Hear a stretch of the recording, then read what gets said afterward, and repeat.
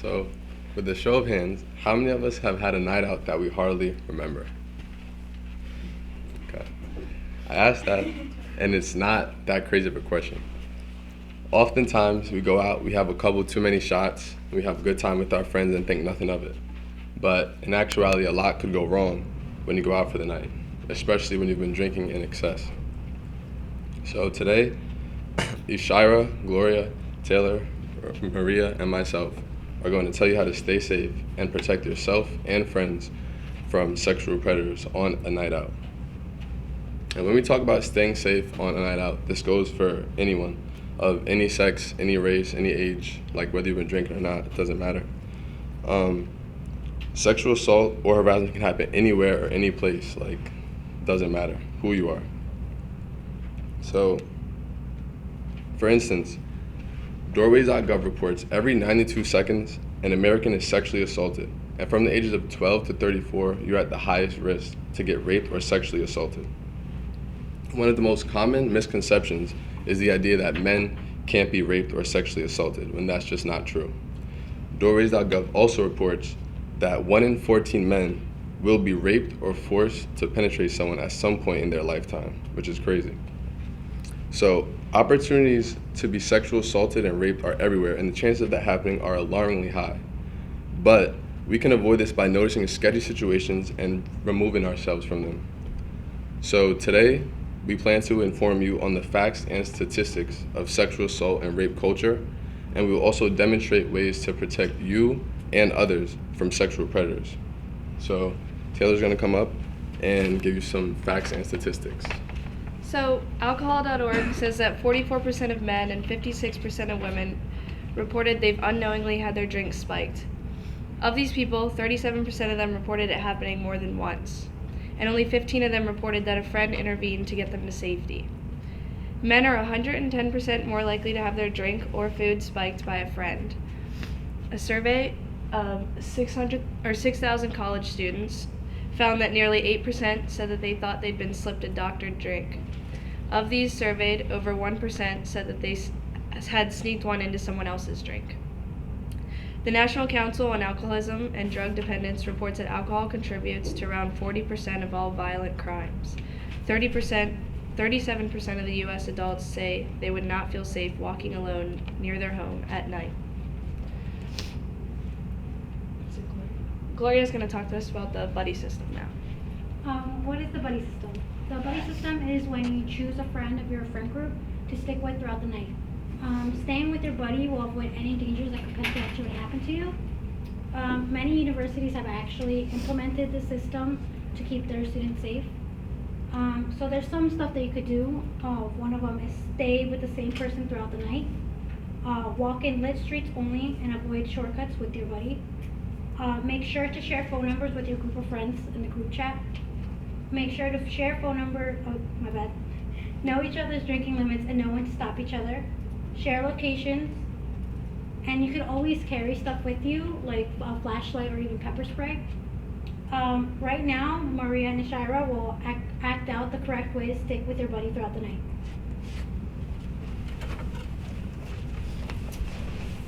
Hi, how are you? I'm good. How are you? Good, good. Just had a long day. What are you drinking? I'm just drinking a regular Bahama Mama. You want one? No, I think I've had my limit for today. But do you want to come with me to the bathroom? There's just so many creeps in here. Yeah, I'll come with you. Okay, thank you.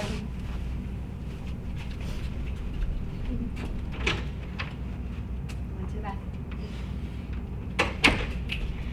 What time are you heading out? Well, we can leave right now if you want to. Okay, because you live super close to me and it's super dark at 12 o'clock. I don't want to leave by myself. So do you want to walk together? Yeah, we can. Okay, perfect.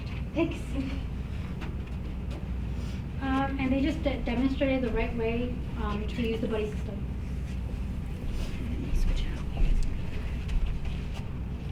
So now I'm going to talk to you about being aware of your surroundings. Being aware of your surroundings gives you time to handle dangerous situations or prevent anything from happening. Like sharing your location with your friends or your family so that somebody knows where you are at all times. And you need to make sure that you know the entrance and the exits of the building that you go in case like a fight or somebody walks up to you, you know how to get out. Here I have some things listed that when you're in college, like that's when your first drink or food is going to be spiked. About 1 in 13 college students reported that they were drugged. 6,000 students reported that they had been drugged, and they have found that a total of 462 students reported that they were drugged by LSD. LSD is a hypnotic drug that typically may alter your thoughts, feelings, or awareness of your surroundings. Most drink spiking occur with the intention of sexual assault or robbery. Of all the students, 79% of them were females that were drugged. So now we have Maria, Rico, and Gloria to demonstrate how to be aware of your surroundings. Hi, Rico. How are you? you? How you been? I haven't seen you in so long. Good. Good. Yeah. I wouldn't touch that. You left it there for a couple minutes. We've been talking for a couple minutes, and Really? you just left it unattended. Yeah, you know what? That's a good idea. Okay. Thank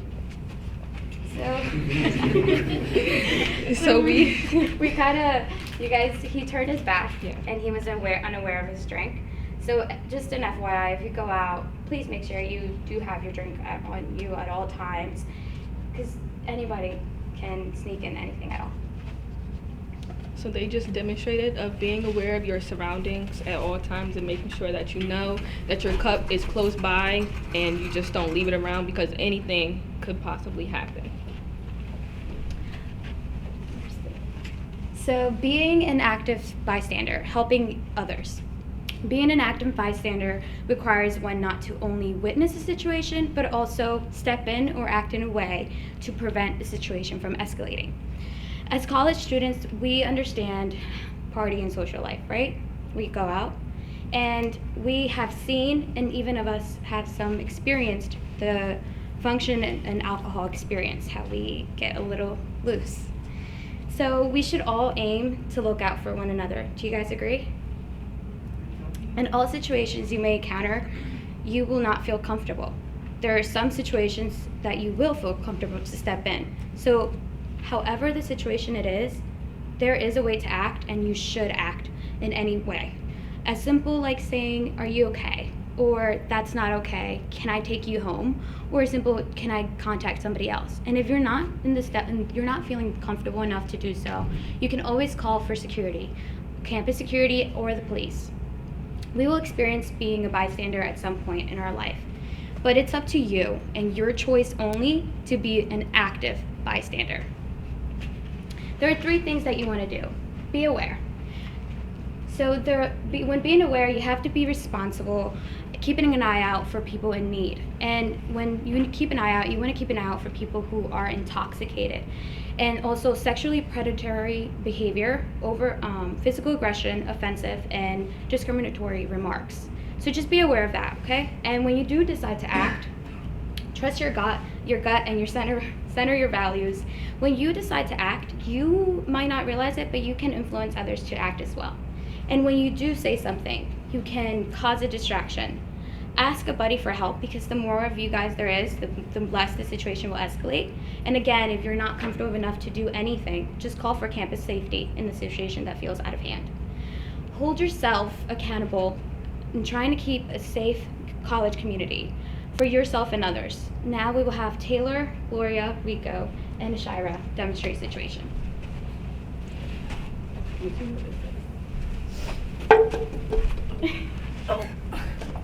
Oh, hey, where you going?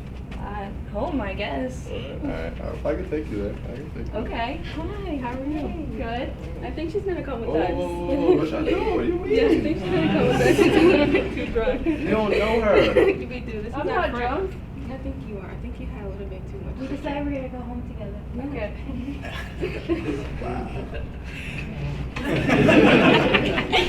So that the ladies were helping another lady help out in a situation where they felt she needed assistance and felt comfortable. So that's an active bystander situation. So in conclusion, as you go about your daily routine, we often take life or things for granted. By enhancing our awareness, we increase our chances of avoiding life-impacting situations. Crime happens all the time. On a night out under the influence of drinking, both male and female are at a high risk of becoming targets. Today, we as a group made you aware of some actions that individuals can take to prevent these things from happening. I'm going to leave you with one quote, and I hope you remember. You can't always be nice. That's how people take advantage of you. Sometimes you have to set boundaries. Don't let it be you. Thank you. So we're open for any questions, comments, or concerns. So is there any advice for people like when they are so drunk, but like and they call an Uber?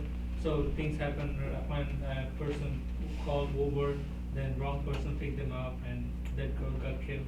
So is there any advice for the, especially for female? I know a couple, like, some people have been in the situations, and I know personally I've been in the situation, but I didn't call an Uber, I called my sister. So if you have a family member that you know is going to be there at all times of the day, definitely contact them first before you call an Uber. Because again, you're not aware, you're not very, like, all your sensors aren't there, so you don't know if you're getting in the car or in the wrong car. So again, always contact a family member, or if you're in college, contact your roommate.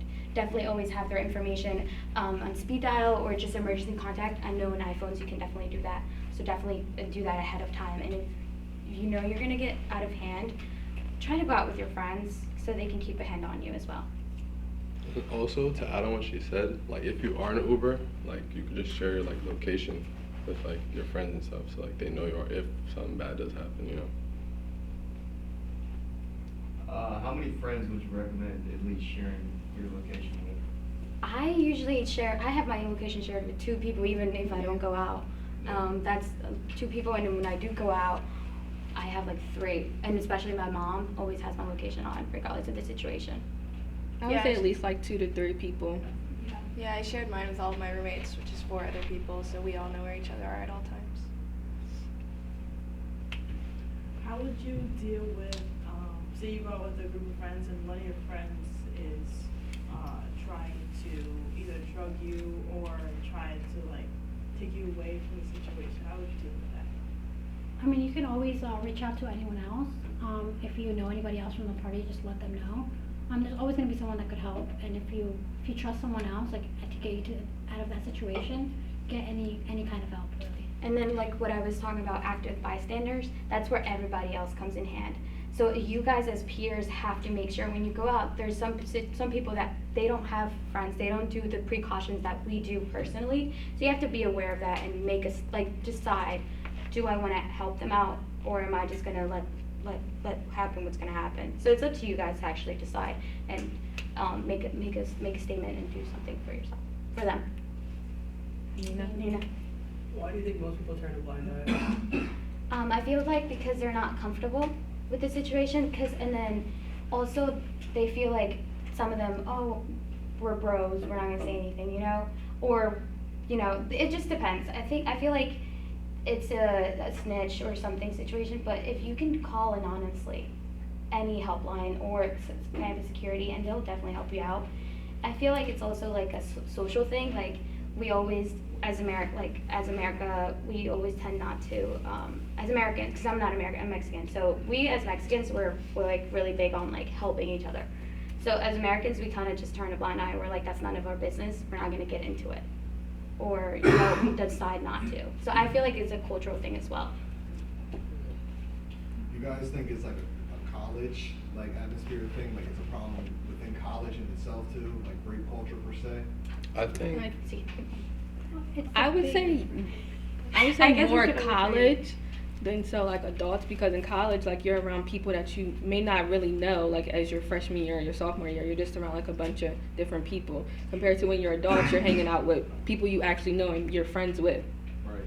And then also the college culture, it just depends on the college you attend. Some might not have any like consequences for any actions, and it's kind of sad that that does happen, but it also depends on the college and the steps for the people and the community to come together as one and do something to have like consequence.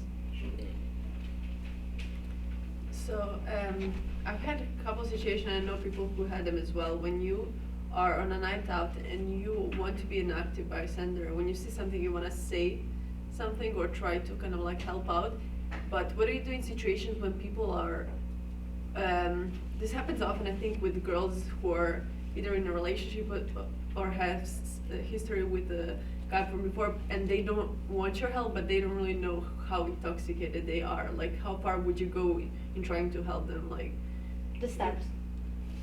Do you guys want to answer that? Definitely just talk to them and ask them, like, make a judgment call on how intoxicated they are and whether they, because some people do just want to, like, be with one other person and it's not always turning out into a bad situation. So, I mean, you kind of have to use your own judgment in some situations when you should take your friend away and take them home for the night, or when they can be by themselves with another person and it's not actually harmful. If you know that they have previous experiences that has gone wrong, put your foot down, like definitely be the stubborn friend. Even though they're gonna get mad at you at the moment, I think that the next day they're definitely gonna be glad that you helped them out in the situation. Yeah. You said in the beginning that men are also, victims as well. So what are some, because a lot of times people don't really pay attention to other men. They would pay more attention to women that, are in trouble. So what would be some of the warning signs, or what would be some of the, things where people should step in? Kind of the same, just like anything like verbal, or the woman is like really like grabbing him, or anything like that, or like if you can see